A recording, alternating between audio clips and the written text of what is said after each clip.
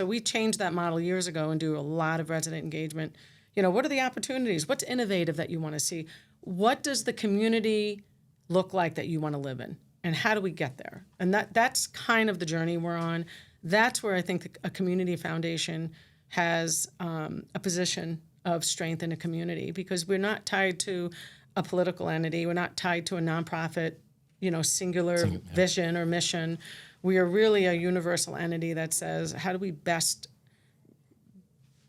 bring opportunity and help our community thrive?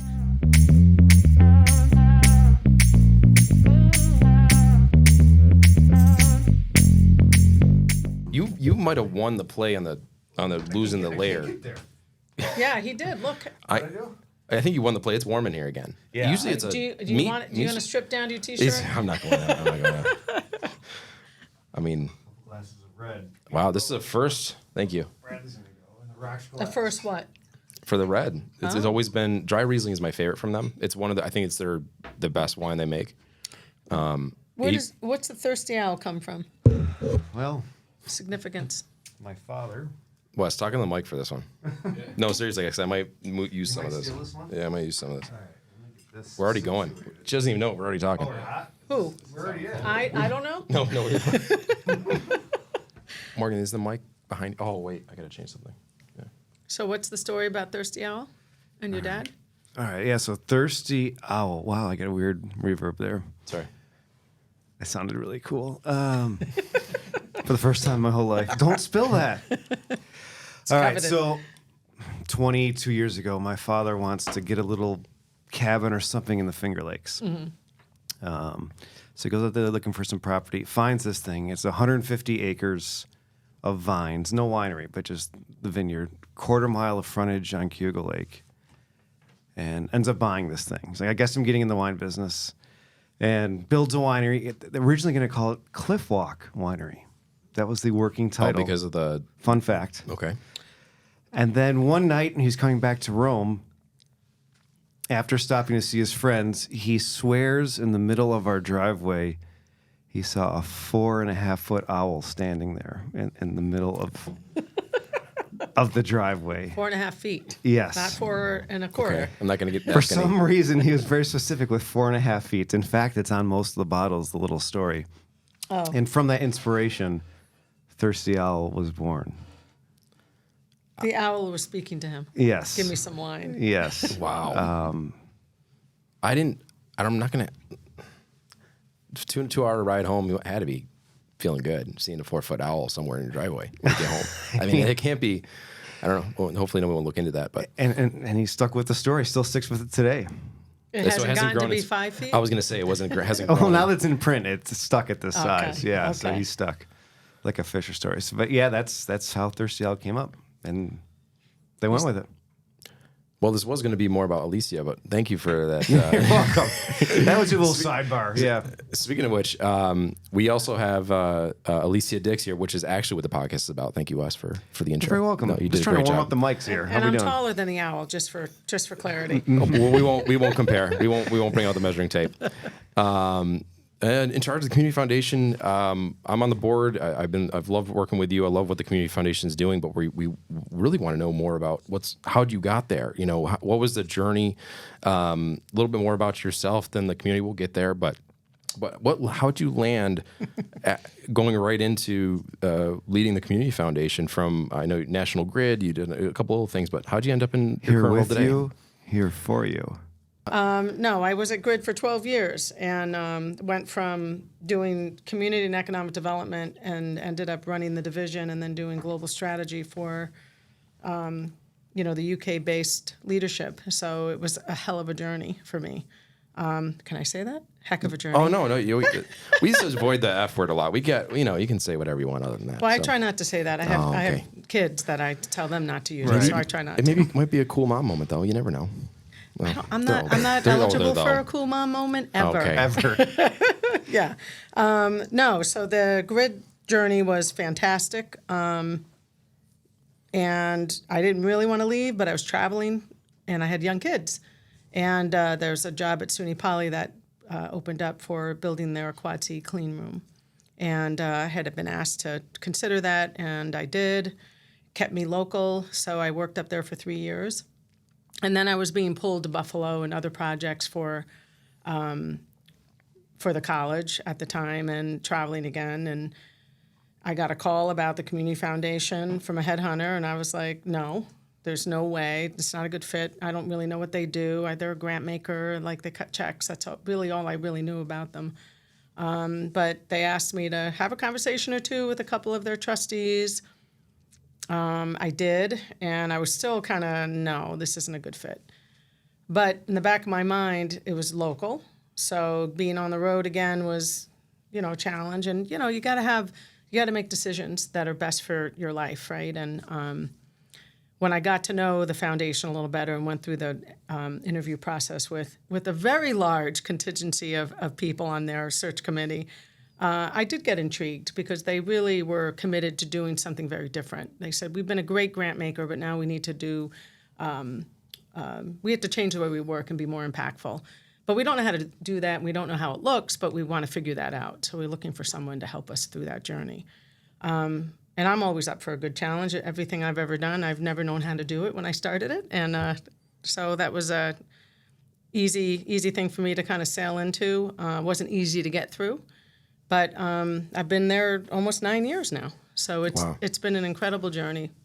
So and we've been kind of working on the transition of getting away from just grant making. So that happened. That idea was really almost 9 years ago. That trying to figure out this new mission, the new direction of the Community Foundation, or is that kind of the starting point of, okay, grants work, but they don't really solve all the problems? Yeah, it seems 10 years in the making prior to hiring the new CEO, they were talking about it. So I think for a solid 10 years, if you look back in the minutes of the board, they were talking about how to do things differently, how to invest in game-changing, barrier-lifting investments that really matter. Whether it's decreasing poverty or health determinants or lead poisoning, they're really grappling with how do we do this. So in the history of the foundation, we have over $100 million of dollars gone out in 70 years, which is an enormous asset, right? So you would expect something to give, but all our numbers continued to get worse, not better. So that's why we really made the shift. We still grant make. It's still in our DNA, but we do a lot of strategic investing now. So what was it like going from a Brooklyn area, kind of finding your home here in Central New York? You think I'm from Brooklyn? Well, you were living in Brooklyn, right? For Queens and Manhattan. Oh, okay. Yeah, don't call a Queens You were girl way from off. Brooklyn. I may have to get up and take a deep breath outside or something. Can I cue Morgan on that one? Because you told me Brooklyn, and I was like, he blamed you so fast. in That was Morgan's quick. defense, I used to say I speak Brooklyn. Oh, that might have It's just been one of her languages. you gonna cover your ass here, or what do you Keep got? going. I'll pipe in. I'm in trouble because Morgan's in the house. Well, that's why I had to have her in. I mean, obviously we're closer. I poached her, but not intentionally. I would like to clear the record there. She just kind of like, oh, I might be interested in this job. So now that we clear that area, you didn't push me off the NVHS tour of the hospital. But anyway, Morgan's here. It's all good. Yeah, and obviously she loved the Community Foundation. Tough decision, but she knows your coffee order. She knows everything you like. So I was like, I got to get her either in here for fact checking or things like that. So She will correct me if I have my history wrong. all right, so Queens. Well, so Okay. I'm not originally from Queens, but my mother and father were both from New York, and they met there, and their families are Queens, New York. My father was from East Harlem. My mother was from Astoria. So that's home. But my dad was a Marine, so we were. traveling. I was born in Quantico, Virginia. We were all over the place until I landed in high school in Rocky Point on Long Island, New York, which is the accent I sometimes have. Not Brooklyn, but Long Island. But people don't like that, so I call it a Brooklyn accent. I'm not seasoned in the accents down there, even though from New York, I can't really call anybody out for that. I don't but- say Long Island in one word like Long Island. That's the test. That's the test. Right. That's when you know they're from like Hempstead or something like that. You do say supper though for dinner Do in I? the market for the grocery store. Well, I don't know where those come from. They're not Long Island things. I'll blame the South for that. Yeah, so I guess you kind of used to moving around then. So a transition again to finding a home in Central New York wasn't I guess, too out of the ordinary, but was that tough going to a smaller, or were you always in the bigger population areas when you moved? And Yeah, we were always in near cities or near like the ocean or something that was, I don't know, identifiable. And Sure. upstate, to me, before I came to school up here, was just this vast upstate. So from a downstate or out of New York, upstate New York perspective, it's like when you say Wisconsin, you might just think of the whole state or just Madison, or Sure. you don't really think about the geography. Yeah. So upstate was just this vast pasture to me. Nobody, and then I went to school up here. I'm like, oh, this is beautiful up there. I really like it up there. And when I ended up in Albany for my master's degree, I was planning on moving out west to Portland or Seattle or going to like Denver. My plan was go west. And I met a guy from Whitesboro and went as far west as Utica, which I thought he said it was Ithaca, but that's okay. Utica, they sound so similar. Yeah, they did. I did hear there's a meet cute story here. How'd you meet your husband? Oh, that's Hollywood. Yeah. Yeah, I like mean, that. We met at a lacrosse tournament in Lake Placid. He was a player. I was helping my boss at the time in Albany run the tournament, do registration, all the scheduling, selling hats. So he thought I was a retail salesperson, and I thought he was just some college lacrosse player.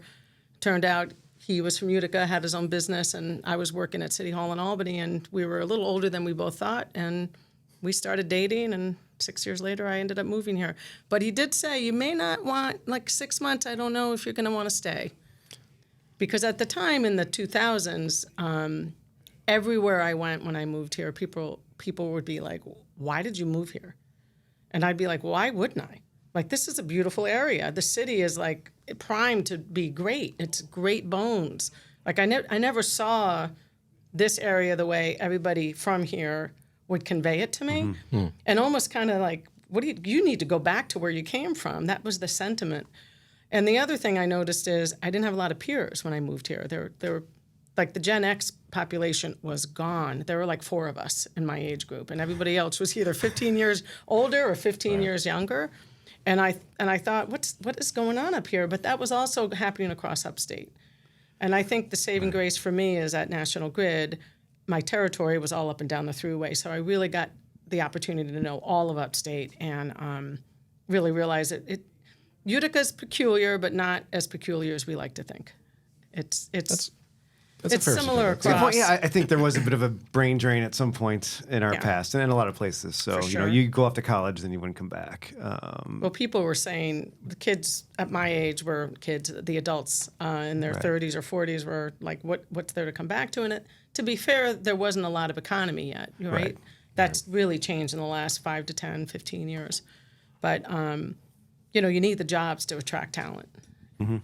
I do like that because obviously growing up here, you kind of get used to some things and repetitive, and I do enjoy talking to the new people that come in. Oh, I forgot that was kind of like whether it's a restaurant that I forgot about or whether there's a attraction or just the spirit, because once you're here and just in and every day, it's Sarah does a great job selling when we had her on from the Oneida County Tourism, but I do like those refresh moments when somebody comes in from out. I was like, actually, I really enjoyed this. It was fun going over, whether it was going to the fort even that I haven't been to since I was probably 10, or like, we're still, it is a growing aspect though. We are kind of on the back up. I agree with you. There was kind of this lull, ever since. Yeah, we struggled. There's no question about it. But the rebirth has been great, and we're on the way. But again, a little bit is the grass is always greener for everyone. Like, why would you come here? Why would you move here? I think everyone's hometown, they think of that, and they kind of poo-poo their own town a bit, just because that's what they're involved in. But I think now certainly the feeling has changed. Yeah, I mean, I wouldn't be so hard on ourselves. I think there is some truth to that. In New York City, for example, my mother never went to the top of the Empire State Building, and every time we had somebody come into town, they want to go to these places that my mother would be like, why? Right? I mean, we don't take advantage sometimes of our own assets that are in our own community. So it doesn't matter where you're from. It's just kind of like, I live here, and I forget what is going on. But we started with the chambers and the Utica Chamber, and particularly the What's Upstate app, which is really to capture all of the opportunities to do whatever, whether you're looking for a school because you're moving in and you have kids, or a new neighborhood, or What are you going to do tonight? What's in the region? And when you look through that site, you really start to see the vibrancy here that we have to offer. And there's something for everybody. And it is a really special place. And I think it's lost on a lot of people who've grown up here and have kind of come up with that doldrums of the area. And if you're a Comets fan, that civic pride has definitely come back. If you're a Utica University hockey fan, if you're into seeing the revitalization of the canal and what's happening here in Rome, those things are giving people a little bit more hope and a little bit more vitality when they talk about their local community. But I think it's going to take a generation for people to really get it, that we're special up here. Yeah. And I tell that to my family all the time because they're like, what are you doing up there with the cows? What's going on up there? Why are you still up there? Are you bored yet? Yeah. Well, pretty funny. and you mentioned the hockey that's kind of going, and the Nexus Center, and all these big events that are starting to come to the area, which is amazing. You and Rob, I've heard this from your staff. I mean, are like brother and sister. What are? Wait. We can cut the some notes of this out. even say. Yeah. What did they say? The notes they Let's say they fight like brother and sister. Yeah, I did see that. I wanna again hear on this. here. Am I wrong? I am the authority and he is the no. I should have had him on with you. No, that I wouldn't. I would sit here quietly because he wouldn't let me talk. You wouldn't get a word in. Yeah, wouldn't get a word in. No, we do. We've been friends. I met him when he was 22. I was working at Grid, and Dennis, I like how you call it grid, by the way. Grid. Yeah, I know. Grid. I should say NIMO for those that Right. grew Yep. up there with me. If you know, you know. Yeah. Yeah. But there was a guy there, Dennis Elsenbach, who was from Clinton, was running the region, and he was a hockey dad, and he was helping Rob start this Save of the Day Foundation. And he got moved to Buffalo. Grid moved him. So he said, hey, I got this hockey player who's starting this really cool thing. Can you help him out? He needs bylaws. Now, I know hockey. I know the Islanders and I knew the Whalers, and that's all I know about Hartford hockey. Whalers Yeah, are exactly. Nice. The last from the Okay. past. There right? we go. And when I used to go to the Islander games, I would bring a magazine because I would be like, I don't even know what's going on in the ice. I just wasn't into it. All right, I just Just couldn't get into it. You I wanted wasn't to, but I just wasn't a sports fan that way. Yeah. And now I pay for it every day with him. But I met him, and I didn't realize he was an NHL goalie. I didn't know he was a Flyers. I didn't even know the Flyers had a team. So I was completely like clueless on who he was, and just was straight like, here's what you need. This is your foundation to build it. Here's a budget. Here's what you need. Go do it. And he said, no. Pushed it back and said, you do it. Come on our board. And he had this great board of buddies, and I got sucked in, and from that it was, I want to employ people in my hometown one day. How do I do that? And well, build a business. Well, how do you? Aqua Vino came out of that. So we started Aqua Vino together, and we're business partners for that. And at the time, we were also talking about bringing AHL back. And this is in the lockout of, 2004 or 5? And whenever the NHL lockout, he will tell you the dates. And while he was home, because he had nothing else to do, we would figure out how to go about bringing the Odd back to life. And we got so much traction. The governor's office was in line. Mayor Julian at the time was helping us. We hit some barriers and challenges too. But that concept came out of him just really wanting to revitalize his hometown. And I really thought, this kid, is Were you dedicated. confident in him? Did you think he was going to be able to pull it off? And this is kind of cool. Like, you're kind of the unsung hero of this whole thing. No. I feel like you kind of put pieces together. I was going to say. I mean, Are the you getting idea that is. too, or no? Idea. I'm getting nods and big. Is that my? I think he just needed someone to validate that, yes, this can be done. And that's what we did. Right. We talked a lot about it. We got him introduced to a bunch of people. And he really sailed. And he's a smart guy. I mean, you know that now, but I knew it then. He used to always say, he'll even say it today, I'm just a dumb athlete, right? I never went to college. He's probably one of the smartest people I've ever had the pleasure of working with. And yes, we do fight. Like, there's been years we haven't spoken. But that's when you get into business with someone, and it's never easy. Especially when he takes off to Siberia because he got kicked out of the NHL. Right. And then I had to run the business by friendships, myself. you know? Yeah. Yeah, that was a. Can you tell me how that goes? Because if we can send Brad there, that'd be great for me. I know we're due for a blow up. Yeah, So Siberia would be you? a great spot for you. all right, thanks. We can help. We can give you some coaching on that. Great. Something to look forward to. Yeah, but Rob's good. Like he does. Like he follows through, which I like. Like he has kind of cool visions, which some people do, some people don't. But he has these great visions, but yet he still sticks with it and keeps going. And He doesn't stop with doesn't. vision. He His doesn't vision, as soon as he has one, he has another one. And I'll tell you, seems Nexus like he's got came a lot out of of balls. Yeah, it came out of this idea in his head, and he's the best to give the credit to everybody else. But he said this years ago that we need these multiple ice, and this is how we have to attract this economic development, and he did it. He did it. It seems like in his sleep, because while he was building the Comets, he was building this idea for Nexus. And but when you see it play out, it's everybody else. It's the counties. He's very the Art Authority. He's very good at kind of being behind the scenes, giving everybody the credit. But everybody knows it's his baby. Mm-hmm. And he's only just beginning. Yeah. He really is just beginning.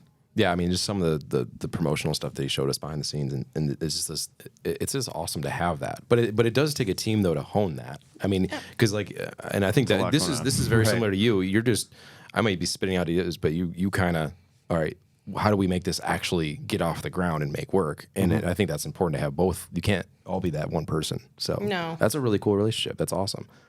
especially when you're not talking for years. Yeah, the breaks that must be needed. They're very efficient. Yeah. There is some efficiency to it. Yeah. But yeah, no, it's very healthy, and I think it's great that he decided to be home and make these investments because, again, many people told him, "No way, never here. This will never happen." And to kind of going back to what you said before, Yeah, everyone's just- kind of down on it. No, you're dreaming. That's not going to work here. and to really overcome that That's and awesome. say, Yeah. I could go to Phoenix and do this in my sleep, but I want to do it here, and I'm gonna get through all this negative. I mean, I'm telling you, it's not easy. Every step he's made has gone with tons of just negative or I do really Doubters. hope. Yeah, doubters. I do Right. really hope some of these major projects that are happening in the area help slowly turn that because it's been like that even in Rome. I mean, just to get what's been going on here was a nightmare, and hopefully with the Nexus Center and the events coming in, MVHS, people are still like, oh, it's going to be different. We'll see, but hopefully these projects really do start turning. Oh, this is possible in our community sizes, and the growth is needed. If it doesn't change those people's minds, it's Then okay. Yeah. Because other minds are changing, and people who are coming here are seeing a community that is thriving. They don't know the community 15, 20 years ago. So when you hear families moving here and kind of saying, well, there's a lot to do, there's a lot going on here. There's also challenges in everything we do, but we're a diverse community, we're a welcoming community, we're a giving community. There's a lot of assets here and things that we should be really proud of. And I think that is seen very quickly from people that are coming in from the outside. Yeah, And that's huge. Recruiting and continuing Yeah. the growth is a must. We can't live on what we And what next we currently have. generation. And next generation, Yeah. yeah, absolutely. Speaking of hockey, you have two daughters in hockey. We're gonna just make a quick spin back to the speaking of hockey, Speaking of getting In into the season, right? Both still playing I only have one that plays. They both play lacrosse. lacrosse. Yes. Okay, all right, but athletic, probably going So all over my the place. daughter actually plays for Rome. Oh. Rome Tier 1 girls. The only Tier 1 in the region. The others are like Rochester and out west. Or if they're,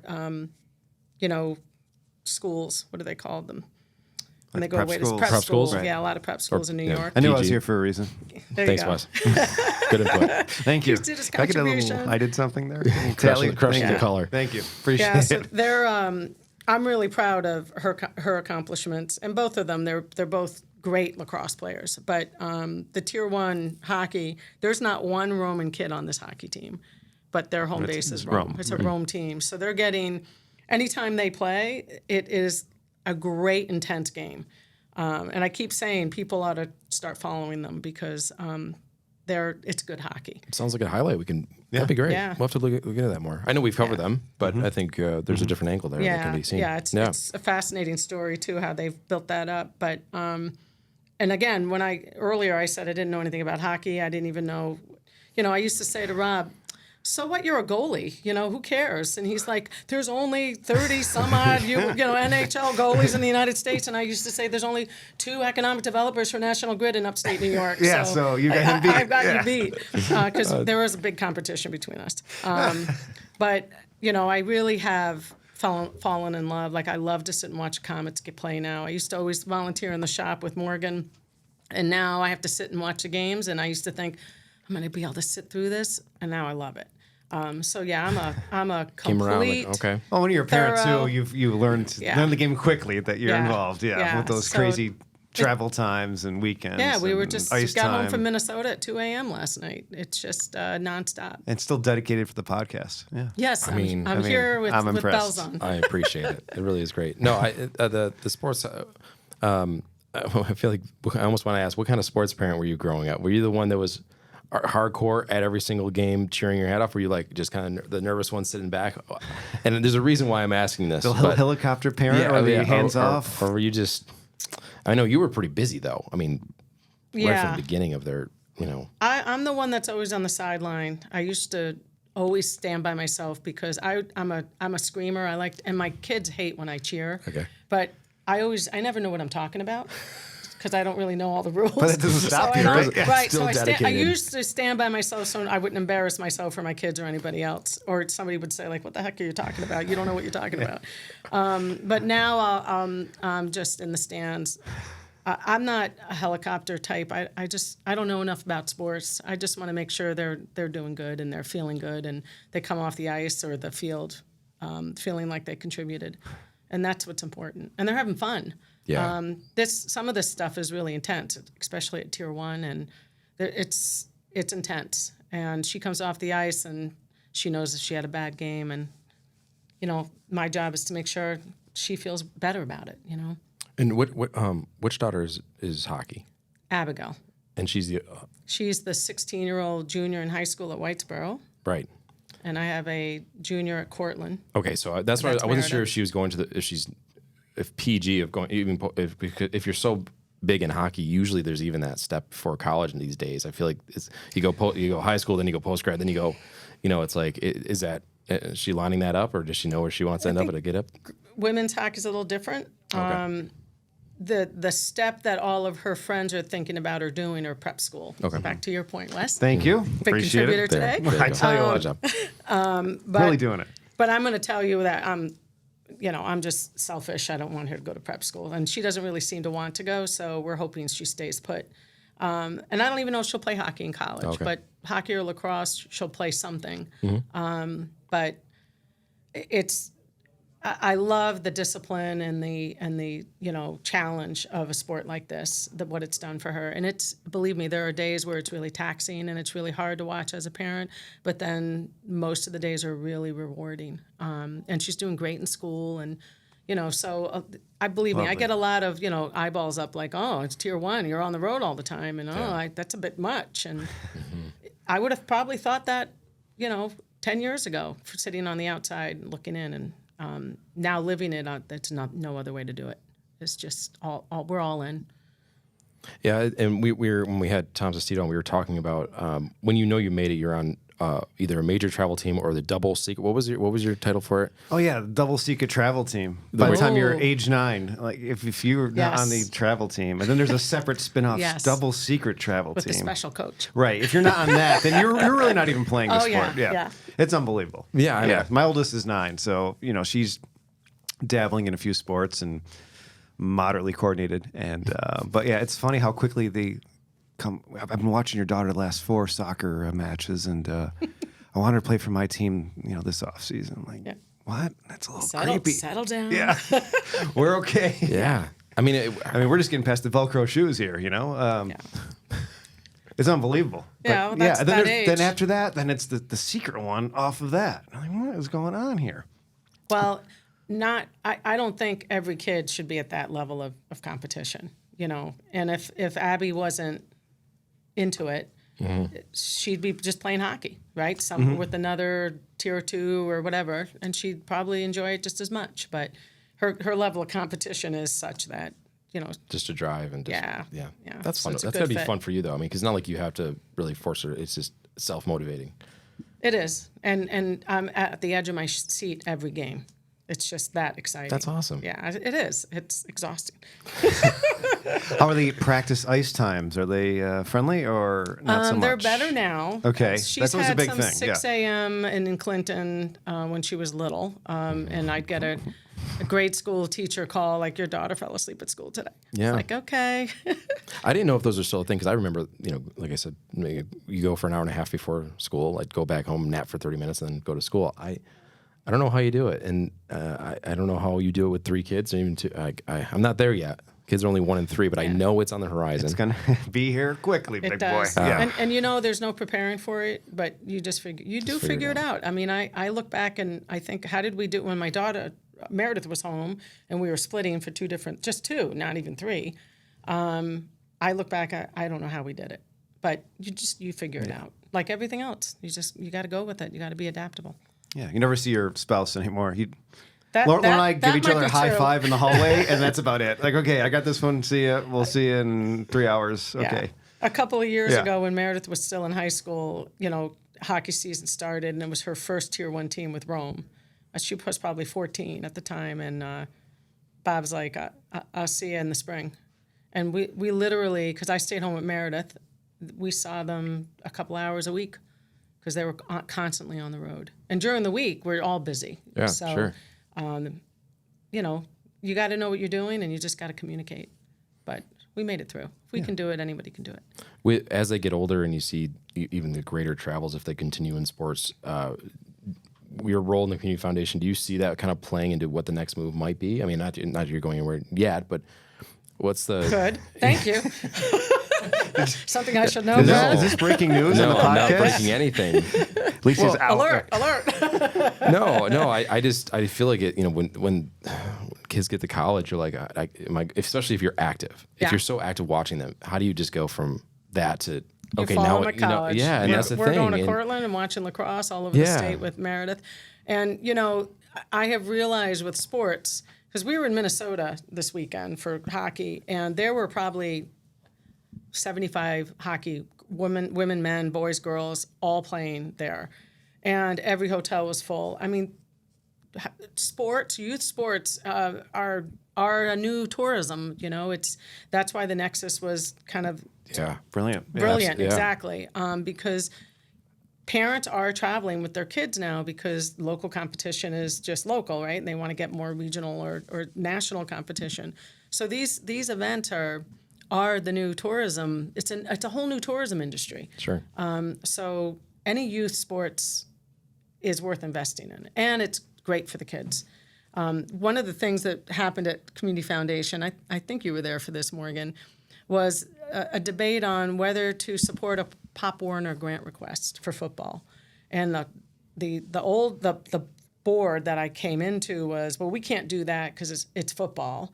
And if we do that, we'll have to do all of them. And there was all these concerns that we're, kind of tilting my head thinking, well, but it's sports. It's coordination, collaboration, it's wellness, fitness, it's Not behind a screen playing video games. Yeah, It gets people why out. wouldn't Yeah. you support any kind of sports? And we changed that. We started a whole youth sports grant program after that. We really changed the way we thought about investing in youth athletic and sports. We can't do a ton, but what we can do, we should do. And those are the types of things we really got to think about. How do we invest the best in our community? And not every kid wants to play sports, so making sure music and theater and all those outlets are healthy, so that every kid has an opportunity to do whatever it is they love doing. And some of it is gaming. That's a thing now. It's the biggest thing in the it world, is- which it is is. it's So why ignore Esports, it? Yeah. Yeah. I mean, what is it? How do we develop that? What do we offer? Sure. So sports isn't for everybody. I do know that, but it does help develop so many of the fundamentals of people going into their life feeling healthier and more vibrant and more connected and more collaborative. So that's my emphasis on youth sports. Yeah, that's a great. I mean, even you have the arena that then goes into the hotels, that then goes into restaurants, and then creates all this environment around it. And I completely agree. But you need the youth to fill that back, the interest, and then they become interested in sports, and they have kids, and it's just a snowball effect that actually has to happen to regrow. Right. Because there has been a fall. I mean, when you look at the football team sizes these days, the amount of teams that are in Little League it was. I think they're growing a little bit. When I was looking at Leetown, it just seems a little bit more. I don't know if it's made a full comeback, but yeah, youth sports is just it keeps people off the streets. It keeps just talking with Jeff Lanigan and some of the police. You know, some of the goals that they have for the area, but absolutely. So, community foundation. If you were to sell the community foundation, and you and Nick can have a couple different definitions, I'd be curious to see how you sell it. But in a quick, to tell our listeners what does the community foundation is. Obviously, you learned that from this isn't a fit for me to being an absolute fit, and then carrying on for 9-10 years. What is the community foundation to the local area? I think we've tried to position it as an organization that can support all sorts of different types of growth and need. So it's kind of a fundamental entity of support. And it could be a check, it could be time, it could be connections, it could be a whole plethora of things. But it was turning the community foundation from being this donor-centric, somebody's giving us a check and we're investing it, and we're donor stewardship, which is critical to our success. But that was our focus, so bringing in the dollar. So we have this very simple business model. We bring money in, and we spend money out, and we spend it in our grants. How do we optimize the donor relationship to make sure that we're meeting their demands? And a lot of them are more savvy than they ever have been. They're not just interested in making the donation and cutting those checks. They're interested in what's the outcome. Who's performing well in the nonprofit world? What are the collaborations that are going to capacity build? Who's doing social enterprise? Who's doing socially responsible, investing? So there's all of this new donor relationship building that ties right into how we spend the money out.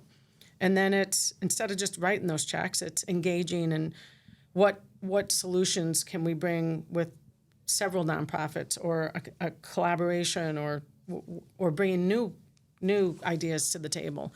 And a lot of that is very different work. So that transformation of being an administrative kind of organization of donor to check is really cultivating donors' aspirations for our community's aspirations for itself, so resident engagement. Our lens to our community was only through our nonprofit relationships.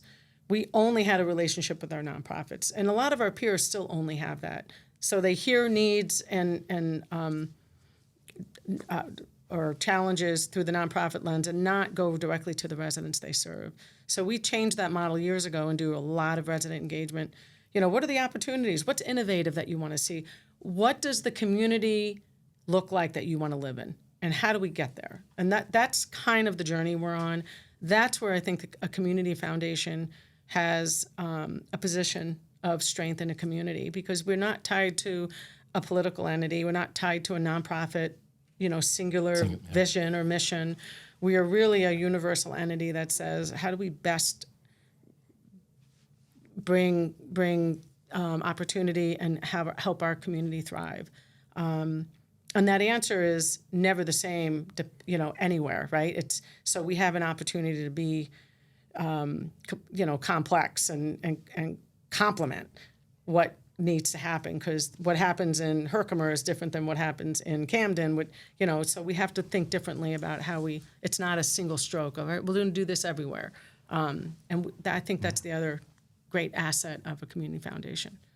So I don't know, it's a long way of saying. No, that's great, and it sold me. And I was gonna see if Nick had any, like, if you're pitching to Wes and he had a couple dollar bills, what's your play on a just a couple? Oh, I can't wait to hear this. The money outside is way too complicated for me, so I really stick on the money inside. But I think, again, universal is a really good way to describe where we're positioned, because we can be a great resource for the professional advisors and insurance folks and estate attorneys in the community, because their clients should, if they've made it to a place in life where they can give back, look at doing things in a very efficient way. I've said this a lot, and now it'll be on the public record, but if you've gotten to a position in life to be able to give back, you might as well be as selfish as you can about it. structure it as best for you financially.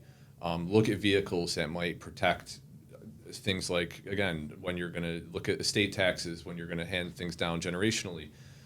There's no shame in really planning out how you're going to do your giving. One of the more frustrating things that we hear over the years is, well, that's too complicated, I'm just going to write a check. I'm going to say, generally, the check should be your last resort. You can do things a little bit better. So our community foundation can provide that education base to both, again, the professional advisor community, who then can pass it along to their relationships, or people to people. We have a lot of plans to do forums and open houses in the next couple months and years to educate the community about giving back. And it's not just to say it has to go through us either. This is any dollar given to a nonprofit serving our area is another dollar that we don't have to come up with. So it's Right. we're all pulling in the same direction. And then we are fortunate to be able to launch programs like Mohawk Valley Gives, which is just, if we ever need proof that this community is a generous community, all you got to do is look at what happened in September. And we had not just the dollars, everybody goes to that total amount, 2.4, almost 2.5 million, looks like that's an incredible amount of money. But what is more impressive is that 7,000 people or households made the active choice to make a donation to their favorite cause that day. Killer. So again, being able to be the conduit, being able to be the platform to make that happen is a really, again, special position to be in, and there's a lot of responsibility that comes with that too. But Yeah, don't mess it up. no, she reminds me every day. That's why I'm here. 20 million next year? 20, That's it. 25? What I we don't know. got Are next? you I forgot talking what we about came. as a Brad? board member right now, or are we talking about the media No, I'm just personality? kidding. Don't tell them the double. Now that that's Oregon's good. gone, Yeah, our not only expense an budgets went outlet. down a little bit. And not only an outlet for giving money to the community, but it's also there's a service involved at how to do it wisely and efficiently, right? I mean, that's cool. Yeah, and then we take pride in that. Yeah. And it's, a lot of folks think that we got money from this or we did it to make money, and none of that is accurate. It was really a new plan. It was really post-COVID. How do we really help nonprofits get back to a new fundraising platform that is easy, but it also speaks to this next gen who are doing a lot of crowdfunding opportunities and giving in a different way than ever thinking about cutting a check or going on a board or, how do we educate our community to give and get into the behavior of giving again? And I think MV Gives is a great platform to start that. I think it was really cool to see that. It's only 2 years old. And to see the growth year over year, almost 2x. It was 2x. Plus. 4x. I mean, just on a 2-year campaign for something that just got off the Yeah, ground. I saw the billboards, and I mean, it was promoted nicely, and it was great. Yeah, we have an amazing marketing team. The whole team is all in on this, so we're really proud. So we've been asking all of our guests, what are your favorite go-tos in Oneida, Herkimer County? We'll open this up a little bit just because of what we serve as a community foundation. But what are the go-to out Friday night, Saturday night dinners, however you want to take this, whether it's having a good Supper, dinner, if you will. supper, or grabbing a cocktail? What have been your go-to places Well, recently? we go to Aqua Vino just because it's Aqua Vino and we know everybody there, obviously. Strong pit. Yeah, sure. Yeah, but Well played. Well played. yeah, sorry, it's our go-to. That's the only place we eat. The only place really worthy of our time. Well, we don't really get the opportunity to go out often because we're never home. But and there's a whole host of great Right. places. But Well, that list is long. living the hockey life. You're on the road all the time. All the time. Yeah. All the time. How involved are you at Aqua Vino? Are you How what? how involved are you there? I'm the partner, and in the beginning, I was really involved. Now, Beverly and the team, they take it. If there's an issue here or there, we get involved, but not much. Okay, that's Yeah. good. Yeah, no, she nice and the team, handoff, yeah. they do a fantastic job. That's awesome. And any involvement in Taylor and the Cook too? I know. Is Rob. that all Rob? Yeah. Because that's going to be coming up Yep. in the near future. Hopefully soon, and don't let him tell you that I'm partnering in that too, because I am not. It is funny every once in a while. I'll see you guys Fully huddle at once, around yeah. in Aqua Vino and be like, I wonder what they're cooking up next. Who's yelling at who? That's probably the better question. Okay. Yeah. Gotcha. How's the new location going? I guess is it still considered a new location? I mean, We're doing settling fine in and- there. I think it's a whole new business model that we've had to figure out, and we're still adapting. But Right. summer was a little rough. Everybody goes up north, so it was like we tried a few things. But now I think we're settling into a good mode of operandi there. So a lot of adaptation. That place was much different look, feel. Sure. But we have our regulars coming in again, and it's just great to see this location start to thrive. We're still trying to figure out if we can introduce some more outdoor dining, but it's a tough location for that. That seems to be something that's always missing in both Utica and Rome is just that outside dining feel. Yeah. And we were at the Saranac Beer Garden last week, and it's just nice to see a little bit. I mean, that's fairly new too, but I know it's tough vibe and to sell that in upstate New York when you only have 3 seasons to do that. But I feel like people really do look for that. Generous 3 seasons to do it. Yeah. You know, Yeah. 3 months. generous. There we go. Yeah, 3 months maybe. Yeah, but Come from a golf course guy. I know the weather stuff. Yeah. yeah. It's not that tough. There's a whole economy called Canada, and they don't seem to worry about the weather as much as we do. I feel like we're in this like buffer zone. People are trying to figure For this goodness out. sakes. I'm so tired of hearing about the weather. Get over it. I like that point of view. That might be the new go-to. It's just buck weather. up. I know people are like, it's cold, it's snowy. I'm like, have you been in Florida in the summertime? It's not somewhere. It's not that's pleasant. Pretty intolerable. Yeah. Brutal. Wait, can we switch gears? Wait, Can I take it? Yeah. Oh. Okay, next question. We're on man. a time crunch. so it's Podcast fine. take I want over. like Yeah. you've been talking professional. Let's talk fun. I was just gonna get I into a want you lightning to round talk here. about the coolest experience you've ever had. Like work-wise? What is that? Driving? Coolest experience I ever I don't know. had? Think about it. I went back to Spain this summer. Okay, that's cool. You can talk about that Well, one. That's you not what I was accept that thinking. answer or But no? I know. She It's just didn't like brutal. that. that's a fine answer, but Yeah, that's not what I was I like thinking. that. You looked at me like, Do you have something? Yeah. Do you have something to share? I thought that you would say NASCAR. Like, Oh, well, yeah. That's another one. That's okay, well, you can talk about Spain, but NASCAR. That's no, the one. NASCAR is more exciting. I had a better Spain is- answer for you, Spain, but- yeah, I know. What's your favorite NASCAR experience? That's what she I meant to ask. have one. Sorry. I have one. That's what's really cool. Yeah, I do not have any. So. My brother years ago somebody gave him a gift to go to Daytona and Oh, the track. race. Yeah, the track experience. Yeah. And I was like, Vinny, I gotta go.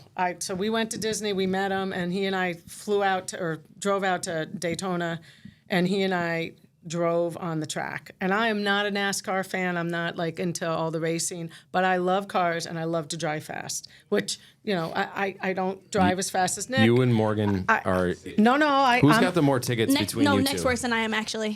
Nick, nobody drives faster than Nick. No, literally. But That's terrifying. But I have this affinity for racing, even though I don't follow it. It's like hockey. I don't really know what the hell is going on in the hockey world, but I love. But it gets you right. going. Yeah. I got on that track, and I felt like, and I only had 8 minutes on the track. I only clocked 155 miles an hour. My brother went 162, but I went faster, and he still will debate this.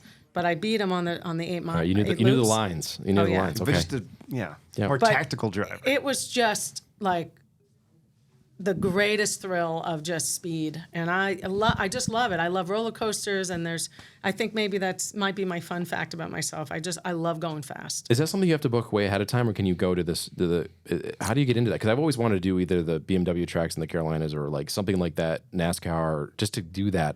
It's easy to book, and is I it? don't think you have to book super ahead. Okay, so you can I'm kinda- trying to remember the name of the group that we went through, and I'll send it to you when I find it. Yeah, I've always wanted it. That'd be a fun experience. Because you don't get. Well, in Daytona, the sides go up. So I remember going, and there's a guy with you to make sure you don't crash. And I'm going up, and he's like, "You got to turn," because I was going to fly right back up, right up through the sky. And he's like, "You It's better not a turn jump, the wheel." it's actually a turn, yeah. I was having too much fun. I'm like, "Oh yeah, So speaking of roller coasters, are you the first car only, or will you take any any seat, any seats? Okay. any seat." And we went to Disney. Just want to know your strategy there. And tried the new Galaxy ride. I don't know if you've been to that. That is haven't hit it up yet. extraordinary. No. Oh my lord. Galaxy, okay. I loved it. I didn't know. It's at Epcot. Okay. Yeah, got to check it out. I will. I love that. We haven't been down there in a couple of years, and last time I went was with a 1-year-old, and the experience is a little different. Yeah, no, Crushing the teacups or what? Yeah. I when the mean, girls were little, we it's would a small go world. and I would be on them by myself. Yeah. Okay. Yeah, my husband would be waiting with the girls. Like, okay, are you done yet? Yeah. I think Grandma and Grandpa's gonna have to come so we can get her on That's the a good experience. plan. Yeah. That's a Or good shove plan. the kids in a locker. You can rent one of those. I'll be back in a little bit. It'll be fine. Leave them at Animal Kingdom. Somebody will find them. Yeah. All right, Morgan. Morgan, what else? Morgan's got Morgan some more wanted to hot take this. So questions. let's see what leading question you asked next. Nick had a good question. Now I'm trying to. Oh, Is there Mike? wait. Say it again. Sorry. Go ahead. Actually, Nick just told me a question that I should ask about something when you were in Queens. A really cool experience. Do you know what I'm talking about? I do. Because it's the now only I really thing didn't that- say anything. When you were in Queens, and then No, I was actually living in Hell's Kitchen and with a bunch of roommates who were all on Broadway, and I used to dance. I used to want to always dance, and I used to go to these open tryouts, and you never knew what you were trying out for. It could be Broadway, it could be TV, could be whatever. And I went, and I got called back and went back, kept going back like 5 times, and the room in the beginning was like 500 dancers. And I wasn't trained. I wasn't a ballet. I just loved dance. So I was like, I don't have a shot in hell. And I was on Wall Street doing work down there. I forget. I was at a legal aid as a temp, and so that was my day job. And I tried out, and it turned out the tryouts were. I recognized the people when I saw them on TV, and one of those people were Jennifer Lopez. And I was trying out as the other person of color, not black, because they wanted an Asian, a white, a black, and a person of color, nondescript. And that's what the call was for. And she got the person of color, non-black. And it was Jennifer Lopez Wow. who beat me, wow. who beat all of us, actually, that were trying out for that role. And it was for In Living Color. Could you imagine me doing In Living Color dancing? I think you would be amazing. I mean, No, I think can't they messed up imagine that it. choice. That should have been you. It was really my roommate's fault for putting me up for this, but it was an amazing journey. And when we found out because we had no idea what we were trying out for, and when we saw the show, I was like, I recognized the blonde. I was like, so you must have made it pretty far into this thing. I then. was one of to the finalists. Yeah, if you can recognize because it those. wasn't. They weren't looking for trained ballet, and back then in New York, if you weren't trained in ballet, you don't bother going out into any of the dance tryouts. But this was hip hop, and I had never heard of hip hop. I was like, breakdancing, isn't that what that is? No, this is hip hop. I'm like, what the hell is that? All right, we can figure this out. that's real pretty- quick. Yeah. But that's pretty cool, though. I mean, to not be trained, to go up against all these others that had probably gone through. Yeah, so now I'm like, I could have been J-Lo, but I can't sing, I can't act, so I probably would have been like the other 4 that you don't remember Yeah, at that's all. too much work. Just sit in the back and Yeah. I think you tossed that in during like a holiday Christmas party or something, and I was like, wait, whoa, back up. Yeah, people What? don't expect that coming from me because No. are there any videos that we can somehow, are there tryout tapes? Can we call somebody? I don't know. There are videos of her trying out, and I think I looked at them years ago, and I didn't see me in them. So they might have Probably been, when we talked they're about it. probably when they had already started All right. developing her. That would have been fun. Morgan, since you took over the lightning, what else you got? Oh, okay. I'll go again. What's something that people are surprised to know about you? That I'm sensitive. No, you're not. See, I am, No, I you're guess. not. I cried No, every you're not. week.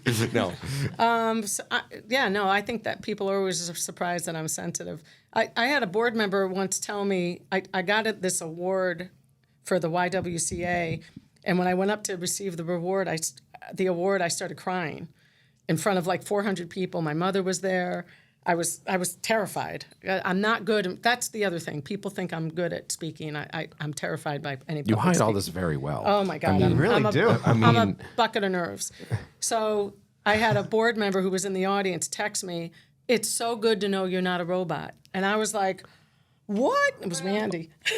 I was like, "Randy, you really thought I would?" really? I couldn't cry, and he's like, "Oh my God, it's just you're human. I'm so excited." I was like, "Oh." I mean, Thanks. But people don't think I'm sensitive. I mean, you come across as pretty badass, though. I think you hold yourself well. I think you know what you want to say. You know what you want to do. I think there's a lot to say. I don't know about how that so. happens because on this side of the screen, it's like, I'm on Brad's side there. Yeah. I Yeah, agree. yeah. That's. Your actually only flaw is that you don't like chocolate. I think that's it. is that a flaw though? Yes. Yeah. That's not a flaw. Nick, anything else you can share? What I mean, between you two, you guys, I'm sure have. Oh, between Morgan and I. Yeah. Listen, once Morgan moved over and advanced her public-facing career, we've all been missing some of the tidbits she'd get out of Alicia. So no one's quite filled that role quite yet. Impossible to fill. I think you guys can probably vouch for that. Yeah, no. She's her own force. Her own TMZ. Yeah. Yeah, I know this isn't about Morgan, but Morgan's sister designs all the lunch menus for the local schools. Yep. And my 8-year-old and 5-year-old are like her biggest fans in the world, and they critique Abby it's Abby, right? Haley. Sorry, Abby. Yeah. Haley, every Sunday when they get the school lunch menu for that week, they either will be very happy with Morgan's sister or very unhappy with her. So when Morgan worked for us, I used to be able to give her that feedback firsthand. So now I gotta keep you updated. You can text me. They're big fans of the Pizza Bite or the Pizza Dunkers. Pizza Dunkers. Well, who wouldn't be? More breaking news. More breaking news. Yeah, we'll have to. Yeah, because Haley does Utica School District, and is it just Utica School District or And all BOCES. in BOCES schools? Yeah. So, Quite the job. So if anybody has any grapes about the menu, get in touch with Morgan. She's easy to find. Yeah, send it to Morgan. Yeah. I wouldn't do that to you, Morgan. But I will say, we had worked together at SUNY for years, and at the time, I was starting out in my development career up there, but I was still coaching basketball. And we would come back from, we'd have a game out in Buffalo on a Saturday at 7. So we'd pull back onto campus at 5 in the morning on Sunday, and there'd be one light on the entire campus, and it was her office. And she'd be sitting in there working on building the Quad C building. And again, just kind of, it shows this. Literally, the only reason I had a connection with her was we shared a hallway. And her door was always open. So I had no idea what you did. Yeah, I still don't know. Nobody knows. What do you mean development? Exactly. Yeah. So, and actually, Morgan and I have something else in common there. So, sorry, Morgan, you can cut that. Nope. Which means don't cut that. No, that's but our so lead. so yeah. Again, fortunately, so we moved on from our SUNY, and that's a whole nother podcast someday. Sure. That That experience was in the midst a novel. Ended with some trials, and I think it went all the way up to the Prison. Supreme Court. Prison. There was some a couple prison people time. went to prison. Not mine. Not me. No, nobody in this room. Some of us were subpoenaed though for information for some of the trials, but I don't think I'm speaking outside of school. No, that's all done now. History. But like you guys said, it's been a rocky course to get where we are, and I think we're all going to be better off going forward, and our kids are going to be better off that people did put in the time and effort and kind of ran through some of the walls that some of the naysayers put up. It's easy to be negative, but it's a lot harder to ignore the negative. So I think. Well, Alicia's I remember led by at example SUNY, bringing tours up to walk the site during construction, and we're hanging steel, and community people are there, and they're watching, and they're like, "This will never open. This will never." And as we're hanging steel, they're Right. still saying this will never happen. And now, so many years later, Micron is coming to Syracuse, and people are like, well, that's Syracuse. It is. This is one region, and this Yeah. is the other thing that drives me nuts about upstate New York. We really got to stop the parochialism. That affects the entire throughway corridor from Rochester to Albany. Micron. Even the issues we still have between Utica and Rome. It takes 17 minutes for me to get from this it's office so to my Utica silly. office. It's just, and no matter who we talk to, it's like that barrier is still trying to get broken. And even having Utica come this way, I think we'll continue to have that. I think we're getting a little more used to, with the comments, with the hospital stuff, with the restaurants. I think we're getting a little bit more used to going Rome, Utica. But I think that's what Rome is next goal is try to build up the better restaurants, the better outdoor spaces, the better stuff that we have. But because the jobs have been growing here exponentially, which is great. I hate to tell you and spoil that thought process. We love coming to Rome. I mean, yes, No, my daughter yeah. plays, and we're there at the rink all the time. But the food is great, shopping's good. Yeah. It's easy to get around, and we have families that stay because nobody is from the area. They're all coming in from all over the state, so they stay in Rome, and it's awesome. Yep. So I just think our community is an incredible, place, and we have to just stop all the negative. We have to just stop ourselves from being down on ourselves. And that's really what it's about, And I know we've gone through a lot of economic challenge. I know a lot of people saw a lot of loss with, if I hear GE in the base one more time, I'm like, we have more jobs at the base than we ever did when it was the Air Force. Yep. So we got to start celebrating this region and get out of that doldrum of woe is me. Yeah, and part of that is just the nature of the beast, because when someone is angry about something, they're more vocal. They tend to be more vocal instead of always the good. We see it on Facebook pages all the time, and in some of the things we follow, and I follow them, like it's the old vocal minority there. Then. It's cheering, and maybe we can do better with the website. It's better with the apps, whatever it may be. Even better as our company as we continue to knock down the Utica Rome wall. But I don't think anybody's found the answer. I know we have to do it, but getting people to pay attention to the good things and not always just grab onto these constant. Well, you know what? One of the things I always say is, if somebody says something negative and nobody's responding to it, that's on us. People ought to just say, no, this is not what's happening, or this is a good thing, and this is why. It's okay to speak up. I think most of the people in the middle, or most of the people that are like, get it and understand the growth and are positive, don't take the time to say anything, because they're like, I'm not going to deal with that, because nobody wants to, right? Then nobody wants to be a target. And it's an old way of thinking, because the pre-social media, even 2005 and even a little bit, you didn't really have to knock it down because there wasn't a voice. Right.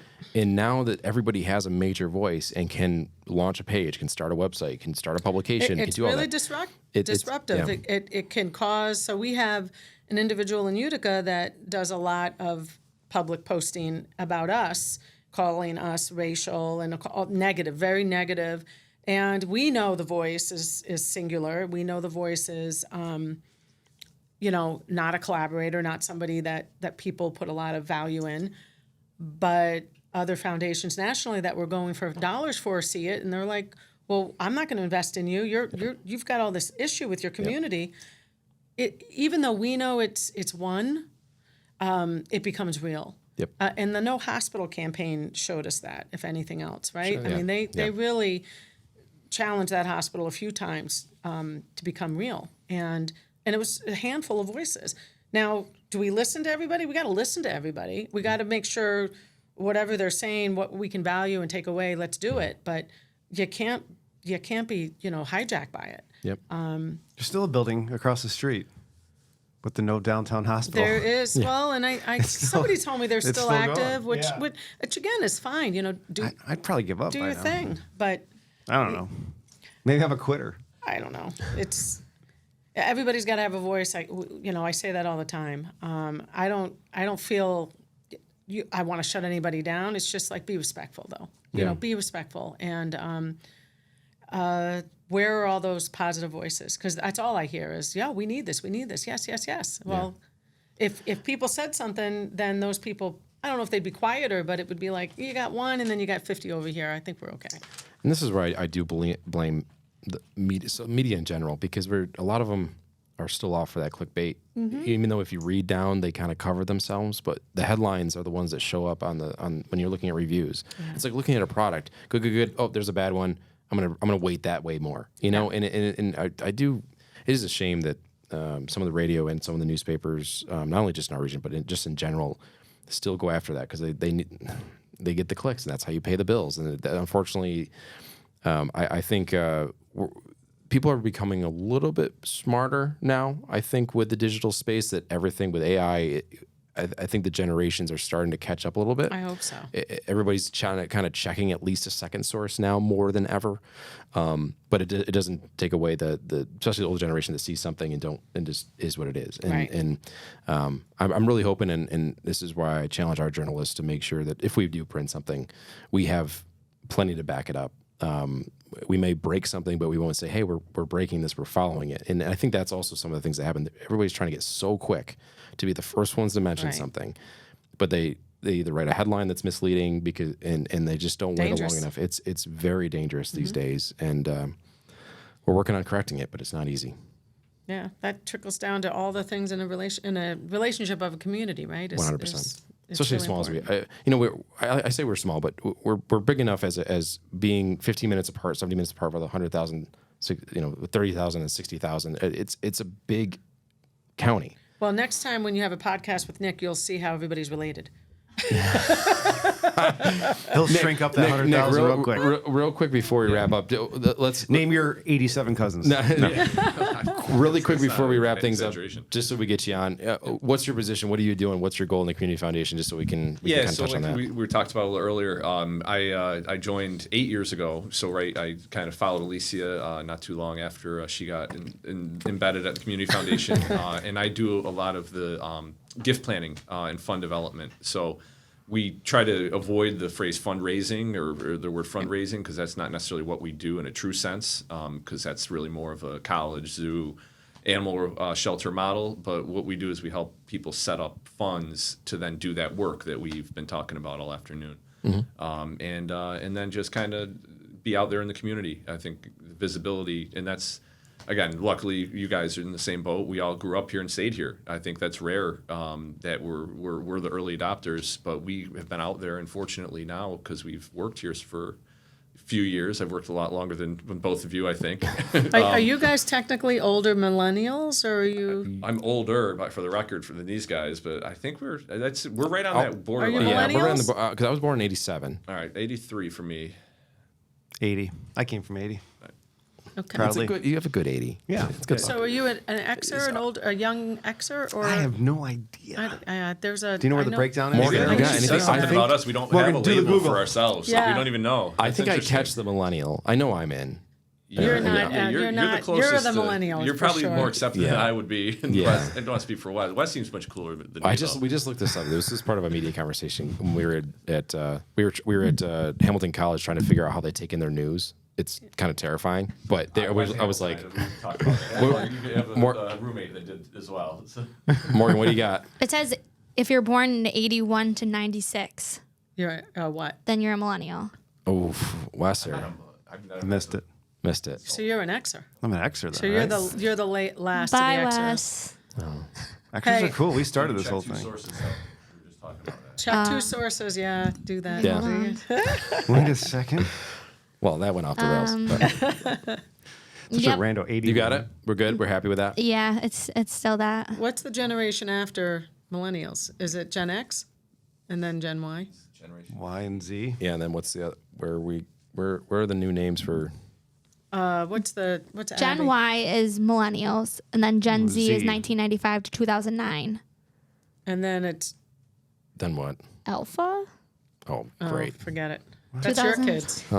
Your kids are an alpha. Evan's an alpha. Yeah, What, Abby's what a Gen gen Z. that is. Alpha. Oh boy. Anyway. And then it's betas are coming up. 2025. That's terrible. That's terrible.